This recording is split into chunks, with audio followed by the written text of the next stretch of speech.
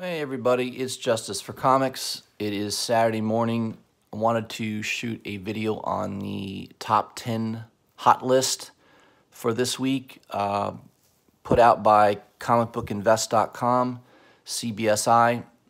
They have a nice consolidated list that will highlight kind of what's been moving. I've been talking about it, at least one or two of these books in my videos. So we'll jump right into it here. Here's the top 10 list this week. I'll start from the bottom first. So number 10 is a comic book called Fisheye. This is by Scout Comics. This came out, I think, a couple years ago. I have a copy of this in my collection, and I think I have it in my dollar bin to be sold book. So I need to pull it out because it's going for like, I guess $15 to $20. I was going to look on eBay real quick, but it's saying here that it's going for $15 to $20 right now on eBay. So what I remember about it, it was pretty gory. I'll see if I can zoom in here. You can kind of see the cover on the book is,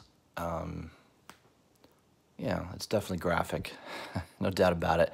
The print run on it's pretty short. I don't think it wasn't a heavily printed book. I remember buying it at a comic book shop, and there wasn't really anybody paying attention to the title. So, this will be one of those books where there'll be a lot of people looking for it. You'll probably could find it in some dollar bin books, maybe at some shops. The problem is it's Scout Comics. I mean, their print run is like nothing. There's probably a couple thousand of these only in existence anyways. So, you might find usually what I find in dollar bins is I'm going to find Marvel and DC and, bigger publishers. I rarely see a Scout Comics book in a dollar bin, but, I'm not saying you can't find it. It's definitely possible out there.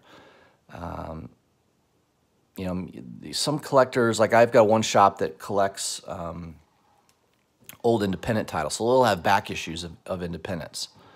So, that might be something I might check out just to see if he happens to have it in there. I doubt he will. This was, like I said, a very short print run. Yeah, $15, $20. I mean, I wouldn't pay $15, $20 for it. It was okay. It's not like the story was that great. I only bought the first issue. I don't even think I bought a second issue, so it didn't grab me enough to make me continue to buy it. And I just thought it's just a weird title, Fisheye.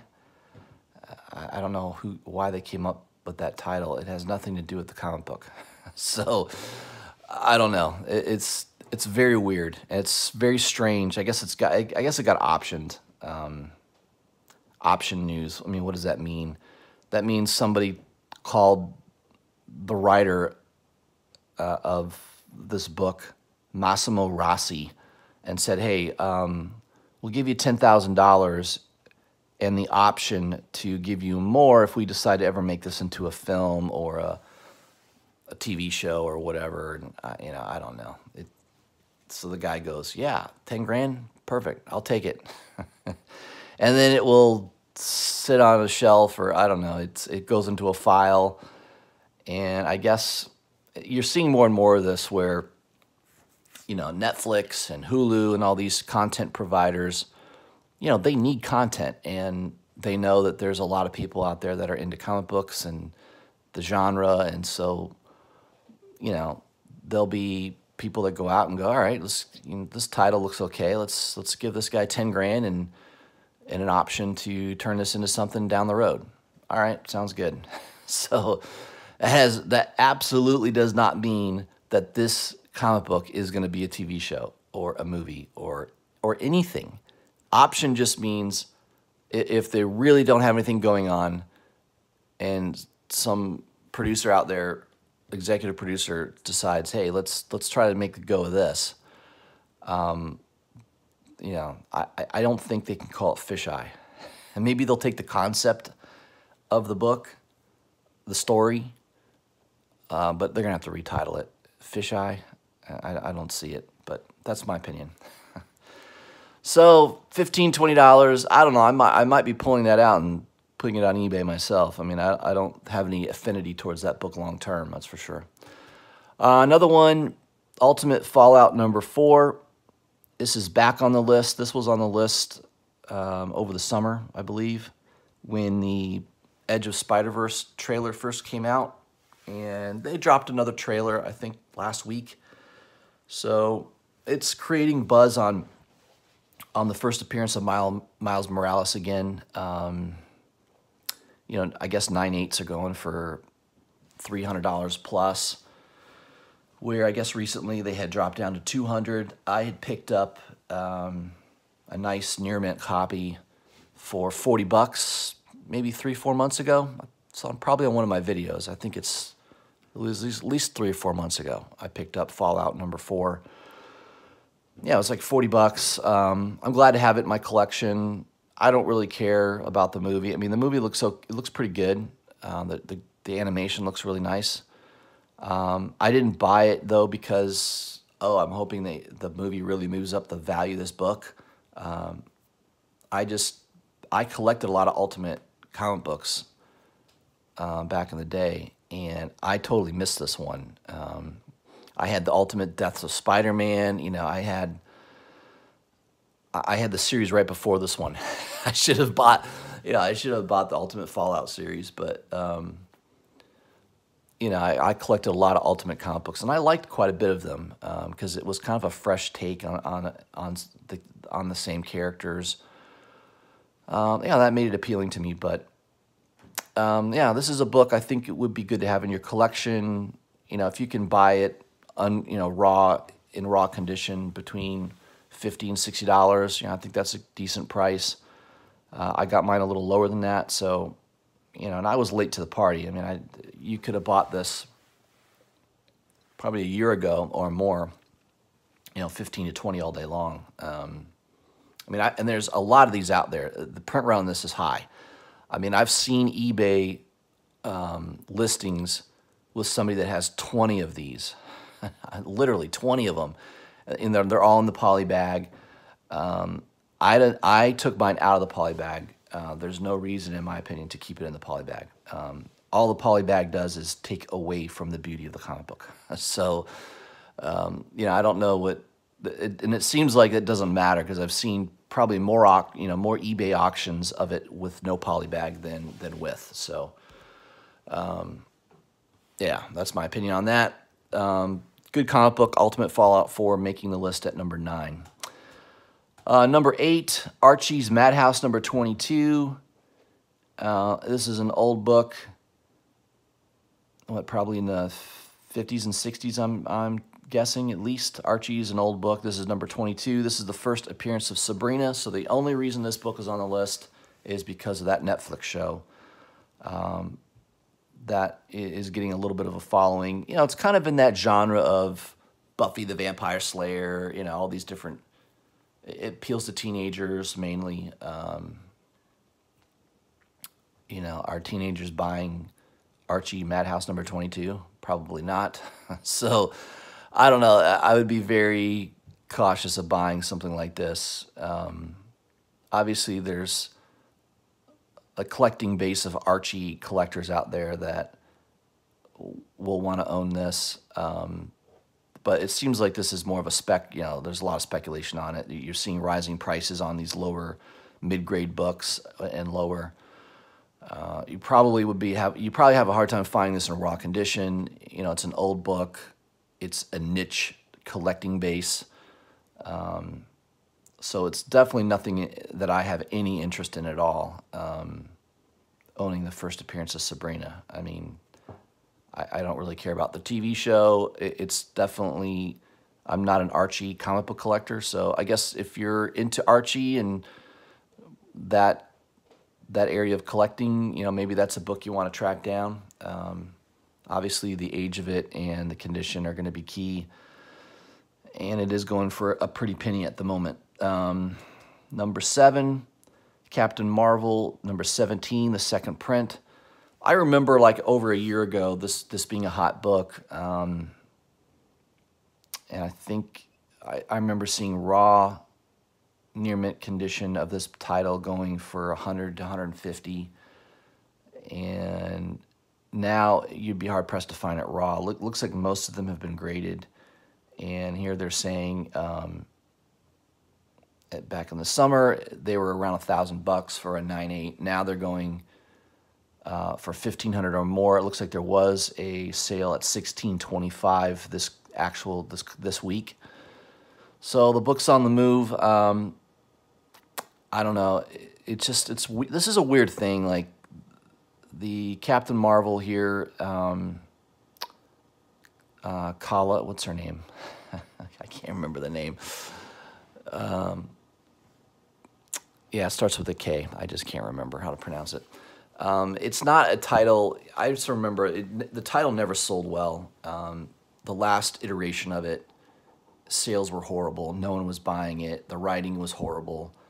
It was one of those SJW style books that just tends to be a little, they kind of interweave some politics in there. There's a lot of people in the comic book community aren't going to be into that. It's not my cup of tea anyways. So, I don't see, is there long-term stability of this book, to the price of this book? Maybe. I mean, I just don't, if there's no one buying the comic book in the last volume of it, if no one was buying the comic book, why would the first appearance be worth so much? To me, that's just, I think that's crazy. And no one's buying the comic book, or there's just very few sales. I mean, I guess maybe if you put a really good writer in, you expand on the character, that could be the justification for making sure you have the first appearance. But I'm going to pay $1,600 for a very modern book for a marginal character. I don't know. I don't get it. But hey, anybody that bought that back in the day for cover price and you got it graded, good on you. You're going to make some money. Number 6 on the list, Stars In, number 1. This is a low print run book, Antarctic Press. Just about everything Antarctic Press has been putting out has been kind of hot lately. It's going for around $20. I saw this on Midtown. I easily could have bought it. What turned me off was the art. I don't like it. It's kind of like a manga rather style art. And it just didn't. The premise of the story didn't appeal to me. It's just one of these books that I think it's hot now, and 3 or 4 months from now, I think you'll be able to pick this up for cover price, potentially. So if you really want this book, my suggestion would be to wait on it. I wouldn't pay $20 for it. I think it's a hot title right now because everything Antarctic Press is doing, they're doing very low print runs, and you're seeing people just sort of bid these up, and if I were you, I wouldn't chase it. So that's my opinion on it. But the style of the artwork doesn't appeal to me. So that was one that I did not pick up in my order this month. Moving on, number 5, Hawkeye versus Deadpool number 0. This is kind of a cool cover. I like the cover on this. Move the camera over a little bit. It's a cool cover. They've done a series of these characters versus Deadpool. Old Man versus Deadpool. I have that series. I don't know why I didn't pick this up. I had been collecting some Hawkman. I've got a lot of that Hawkman run when was it Hollingsworth and Aja, David Aja, is that his name? We're doing the artwork. I mean, it was pretty good. I don't know why I missed this, but Dugan, I definitely like the new Deadpool with Scotty Klein versus Jerry Dugan. I think Dugan, I've read a lot of people, and I'm not alone in this. There was a lot of people that just didn't care for his writing style of Deadpool. I think Scotty Young is definitely a little, I think I said Scotty Klein earlier. No, Scotty Young. Nick Klein is the artist on the new series, and Scotty Young is the writer. I think the new Deadpool series is way better. But this is a book, if you can find it at your local shop for cover, it's probably going to be cover or less, because I don't think there was a lot of people that were buying this title. I don't know, eBay right now, I think it's going for $30 to $40. Yeah, I don't know. I don't know if that's got apparently it's a first appearance of Spider-Gwen, or it shows her in a panel, and it predates her first appearance in Spider-Verse #2. So it's going to be one of these things. Is it going to be considered a first appearance? So that's what you're speculating on right now, right? You buy it for $25, $30, and the comic book community decides at some point that, no, that first panel of Spider-Gwen is her first appearance. It's kind of like, a good example of that is Darkseid, right? Darkseid, his first appearance that has the most value is Superman. I think it's Superman's pal Jimmy Olsen, number 138, if my memory is correct. And he's literally in one panel, and it just shows his face, and that's it. Doesn't say anything. I can't even remember if they even said his name in the panel, like saying that this was. I think they may have mentioned Darkseid. So yeah, that's probably a little bit more legitimate, even though it's one panel and just shows his face on a TV screen, on a monitor, and that's considered his first appearance. Versus, I think his other first appearance was the Forever People #1. That's really his true first full appearance, I guess. Right? Was Forever People #1. But the love and the money goes towards that Superman's pal Jimmy Olsen 138. So is that going to be the case with this Hawkeye versus Deadpool #0? It might be worth picking up for $25, $30 if long term, all of a sudden, the comic book community really puts ascribes more value. Heck, if it's worth half the value of a Spider-Verse #2, then this book will more than triple from where it's currently selling for. So yeah, I don't know. It's one of those things that time will tell. It's definitely interesting that somebody found that there was a panel. I guess that's why you should pay attention when you read your comic books. You never know what you're going to find. But if I go to one of my local shops and I see it in a back issue bin or something, I'll try to see if I can find it. But again, it was one of these titles that I don't think was heavily subscribed to. I think there wasn't a lot of ordering on it from what I remember. So yeah, it could be one of those things that you find in your local shop, but it may be difficult. So be on the lookout for it. Number 4 on the list, Batman Arkham Knight #1, the GameStop variant. So I knew about this taking off because I read the CBR article referencing the Detective Comics 1000, the 1000th issue coming up here. I think that's coming out in February or March, if I'm not mistaken. And that title, this character is going to be introduced to the DC Universe continuity. So this book is definitely going up in price. I picked up an A cover for cover price, the regular A cover. I also picked up the Gary Frank cover. This is the book that seems to be going for the most money right now, $40, $50. You can still, I picked up that Gary Frank cover for around 15 to 20. But that Gary Frank cover is like a 1 in 25, so it's definitely a lot more rare.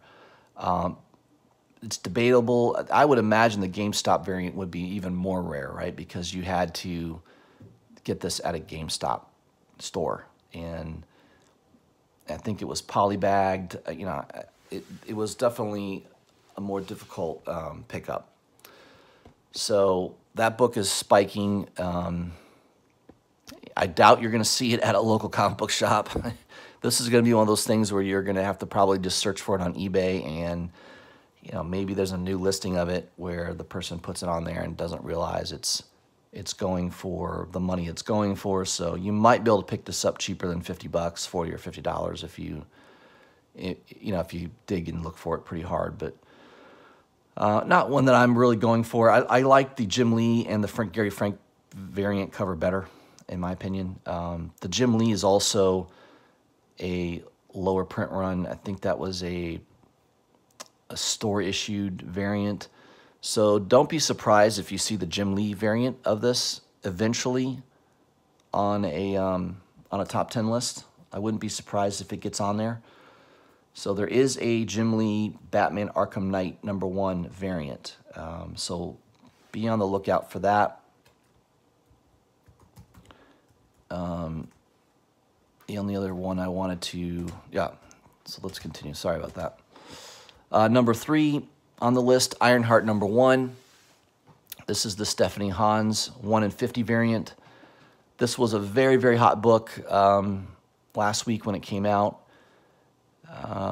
Not a lot of people collecting this title, I don't think, and it is a beautiful cover. I did pick this up on eBay for around $125, so I definitely paid on the higher end. But when I bought it, right after I bought it, there were sales of $250 to $260. So I feel kind of bad for those people that paid that much. It's going for $90 to $100. I wouldn't be surprised if this book picks back up in price. So once all the issues get bought in that $90 to $100 range, once they get kind of scooped up, I think you will see the price firm on this and go up a little bit. So, I think within a week or two, you'll see it back up to 150 range. I don't know when you'll see it above 200 again, but it is a beautiful cover. It's definitely fairly rare. None of the comic book shops where I live even got one. So, I don't know how many are out there. On eBay, there is quite a few listings. So, it's not super, super rare, but, there's not a lot of shops who are ordering 50 issues of Ironheart. I don't think that the character is that popular. But it'll be interesting to see if this holds that value. I don't think it's going to go below 90. I would imagine it's going to at least level off there. So I don't feel too bad about me paying $125 for it. But I'm looking forward to getting it. I should have it in the mail this coming week. So I'll have it on an upcoming video. It's a beautiful cover. It's going to look really, really nice in a My Light. Stephanie Hans is just very, very good artist right now. A lot of her stuff is just very, very good. And I think it will be a good long-term book, especially based on the somewhat scarcity of it. So yeah, I'll show that off when I get it in the mail here in the next week. Number 2, I spoke about this earlier, Edge of Spider-Verse #2. This is the first appearance of Gwen Stacy. I don't have this title. I think I've got maybe a variant. I've got a variant of one of these books. I don't have the first print, but yeah, it's been a hot title for a long time, ever since they announced that trailer and they showed Spider-Gwen in it. This book has been pretty hot. 9/8s are going right now for it says mid 400s or higher. So yeah, it's a good character. I'm not going to say Spider-Gwen's not an important character in the Marvel Universe. Absolutely she is. If you can buy a raw copy between $150 to $200, that might be a good long-term investment. No doubt about it, the movie's going to be good. The trailers look awesome on it. They just popped a new trailer this past week. So, I love the animation style. I think it's really, really good. And I think you're going to see a lot more of these movies. I think it's a lot easier to make an animation movie versus live action. I mean, certainly the cost is a lot less to produce that type of movie. So, yeah, I think you could see more if the movie does really well and it has big numbers in the box office. Don't be surprised if you see more of these. Maybe you'll see a Spider-Gwen movie. Who knows? So it's long-term, that could be a good book to own. I don't know if I'm going to ever track down. I mean, it's just it's an expensive book. When you're in that range, a couple $100, $300-400 for a first appearance. You know, if I can find a great deal, maybe I'll try to pick it up. But you know, it's a lot of money for a book. I still don't have first appearance of Venom, so I feel like that's more. I'd rather put, you know, a couple $100 towards that. You know, that's going to cost me more than a couple $100 to get a nice copy of Amazing 300. But you know, I'd rather put a couple $100 towards that book than to put it towards, you know, first appearance of Gwen Stacy, or Spider-Gwen rather. But that's just me. Number 1 on the list finally is Daredevil number 612. This is the J. Scott Campbell variant, 1 in 100. Definitely a very low print run on this. It's selling in the $150 to $175 range. I saw it on Midtown. I think Midtown it was going for, you know, it's a 1 in 100, so it was going around $100, maybe $110. I'm not a big fan of J. Scott Campbell artwork, so I would have never bought this to begin with. And, you know, if I'm going to flip a book, I have to be very, very confident that the book is going to really hold its value. And I don't know. I mean, this may hold its value just because it is a very high ratio variant, and there are a lot of J. Scott Campbell fans out there. I am not one of them. His art is okay. I don't think it's fantastic. It's not anywhere near as good as Stephanie Hans. So if I'm going to spend $150 to $175, I think I want a better looking piece of artwork. And Stephanie Hans, in my opinion, it does a much better job. So that's my opinion. So on the top 10 list this week, I love Ironheart Hans variant. I do like that Hawkeye Deadpool's number 0 variant, or number 0 rather. I think that's worth getting. Definitely Ultimate Fallout number 4. So I only like, what, and Gwen Stacy. So 4 out of the top 10 I think are worth buying. I think the others I probably would not. I would pass on. Yeah, so Edge of Spider-Verse number 2, Ironheart number 1, Hawkeye and Deadpool versus Deadpool, and Ultimate Fallout 4. I think those are the ones that are worth buying and putting into your collections, and the other ones not so much. But that's the top 10 list for the week, though. So I wanted to shoot a video on that, see what you guys think. Let me know what your comments are on that. Maybe you disagree with me. I'll probably have somebody that's a J. Scott Campbell fan say what's wrong with you. He's awesome. Yeah, but hey, everybody, thanks for watching my video. If you haven't already, please subscribe to my channel, hit the bell for notifications, and please leave a comment. Let me know what you think of the top 10 list this week. This is my second top 10 list, so I'll be doing this either every Friday or every Saturday. I'll come out with this video. It doesn't take too long, although I've rambled on for 28 minutes. Sorry about that. I'll try to keep them a little shorter. But yeah, that's my review of the top 10 list. Let me know what you think, and I will be posting a video in a few more days based on a comic haul I should be getting here in the mail any day now. All right, thanks, guys.